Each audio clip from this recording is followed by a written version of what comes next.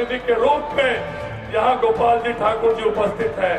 आदरणीय देश के यशस्वी प्रधानमंत्री साथियों को सम्मिलित करने का काम देश के यशस्वी प्रधानमंत्री सुनील चौधरी जी, दरभंगा नगर के लोकप्रिय विधायक। एक ही परिवार का राज चलना चाहिए और ये कौरव और पांडव की लड़ाई है साथियों।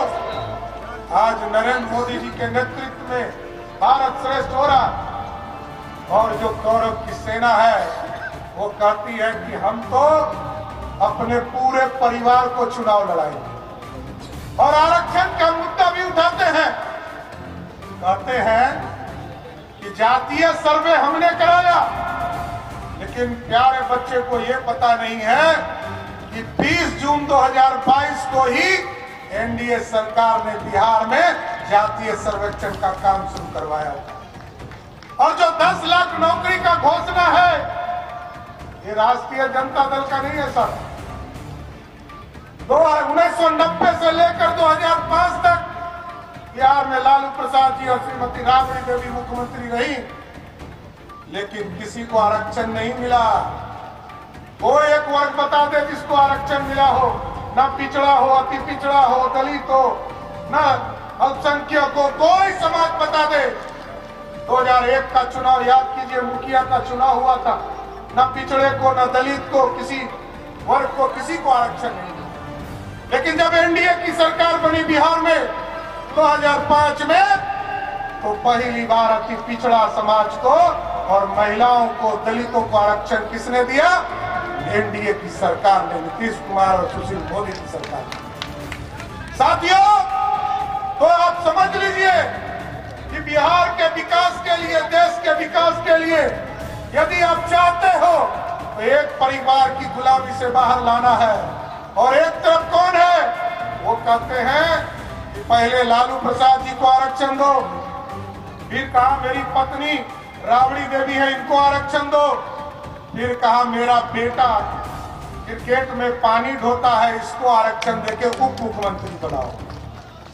फिर कहा ये मेरा दूसरा बेटा है जो अपनी पत्नी पर अत्याचार करता है और छपरा की बेटी को मारकर घर से बाहर करता है, इसको मंत्री बनाने का काम करो। और फिर कहा कि एक भाजपा के सांसद ने, जब रामकृपाल यादव ने पाटलिपुत्रा से उनकी बेटी को चुनाव हरा दिया, तो कहा अब हमारी बेटी को आरक्षण देकर राज्यसभा भेज दो। और अब सिंगापुर से एक बेटी, टूरिस्ट बेटी आई है, तो पहले आरक्षण दिया पत्नी को, फिर दिया 2 बेटा को, फिर दिया 2 बेटी को। और भाजपा का कहना है कि जब इतना को दिया तो ये जो 5 बहन बैठी है घर में, इसको भी आरक्षण देकर विधायक का टिकट का इंतजार कर रही है, उसको कब दोगे? तो साथियों, बड़ा स्पष्ट है, लालू जी का आरक्षण का मतलब है सिर्फ अपने लिए आरक्षण। और वो बार बार कहते हैं कि संविधान खतरे में है।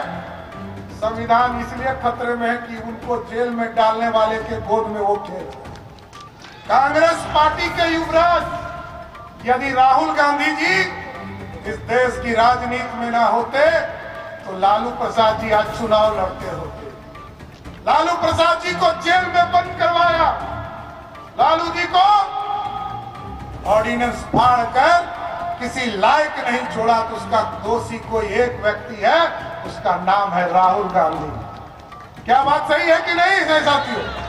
तो साथियों, ये समझिए कि लालू जी का दुश्मन हम लोग नहीं है, दुश्मन उन्हीं के घर में बैठा है। देखल छी जानकी टू डे।